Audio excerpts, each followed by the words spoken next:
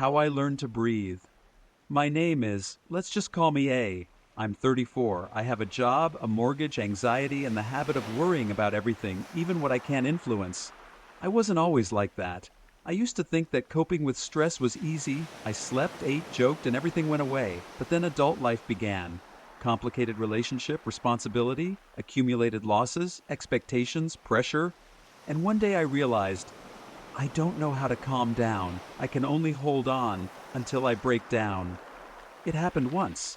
It was an ordinary day. I got up, as always, at the alarm clock at 7:15, went to the kitchen, turned on the kettle, and suddenly it covered. No matter what, as if my chest was squeezed, as if everything was buzzing inside. The heart beats in time, hands are shaking, breathing is like a man who ran 10 kilometers. Panic. I sat down on the floor. I tried to think of something.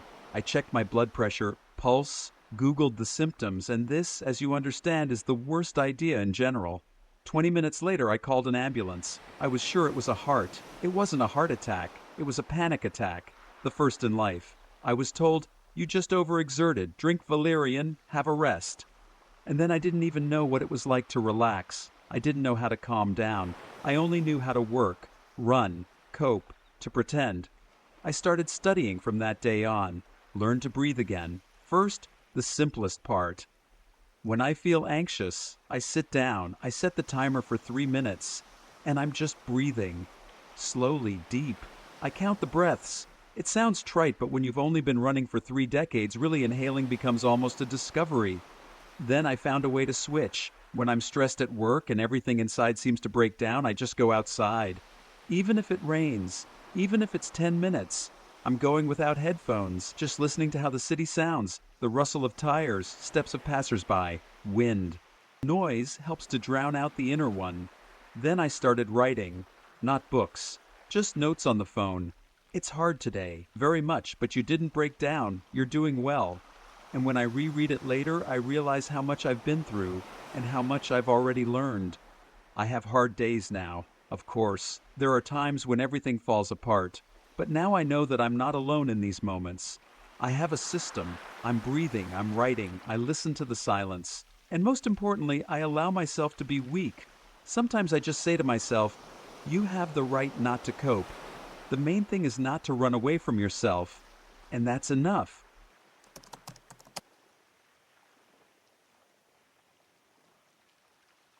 A quarrel in an unfamiliar city. My name is A.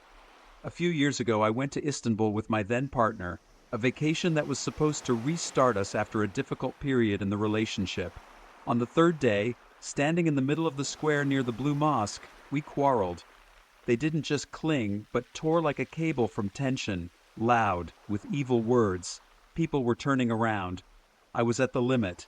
At some point, he just said, "Do whatever you want, I'm leaving," and turned around, and I was left alone in an unfamiliar city. No connection. His phone was with the internet. No route, no plan. The panic crept up quickly like a wave. At first it was warm, then cold and strong. My hands are shaking. Breathing is bursting. The head seems to be shrinking. Thousands of people are around, and I'm in the center of the crowd like a lost child. And that's when something strange happened. A woman, about 50, a Turkish woman, with a basket of pomegranates passed by. She looked at me, stopped, and just said, "Oturdun," and sat next to me. She gave me a piece of pomegranate.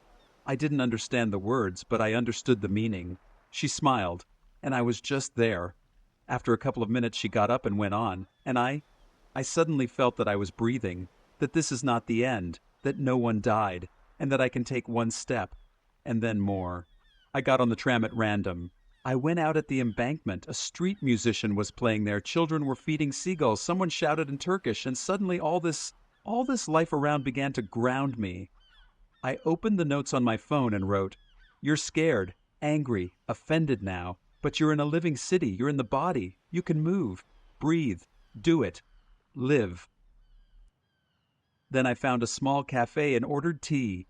I just sat watching the Bosphorus flow, slowly, just like my breathing. An hour later I wrote to him, "I don't know what's wrong with us, but I know what's with me now. I can handle it." He came in the evening, not screaming anymore. The relationship ended anyway, but I didn't fall apart then. For the first time in my life, I chose not to fight stress, but to go through it calmly. Now, if there is a breakdown in my life, I remember that piece of pomegranate, a woman who just sat next to me, and the voice inside which learned to speak. First we breathe, then we decide.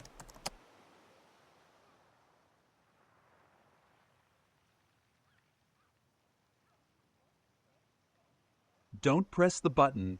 My name is A. I work in the project team.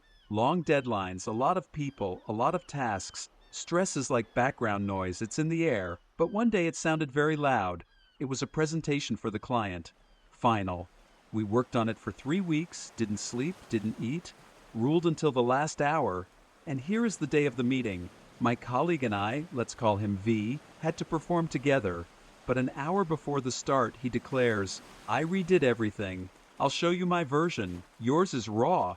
And he didn't even offer to discuss. Just put my work in brackets. Something boiled inside me.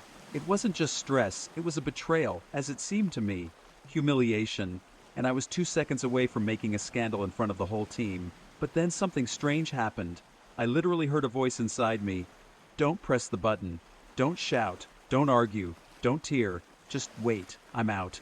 Went to the toilet. He closed himself in the cubicle, and he began to do what he had learned over the years. Deep breath for 4 counts. The delay is 4. Exhalation at 4. Delay 4 more. This is a box breathing technique, by the way. It really works. At the 5th minute, I didn't want to break the laptop. On the 10th, I was able to think soberly. I went out and calmly said to V, okay, show me yours. After that, we'll give the floor to the team. Let the client choose, okay? He didn't expect it. The presentation has passed. The client liked both versions, but they still took mine as a basis. And most importantly, I didn't get burned. I didn't destroy the bridge. I won, not by war, but by calmness. Since then, I have a rule. When it covers, don't hit, don't run, don't prove it. First a pause, then the action. Calming down is not a weakness. It's power over yourself.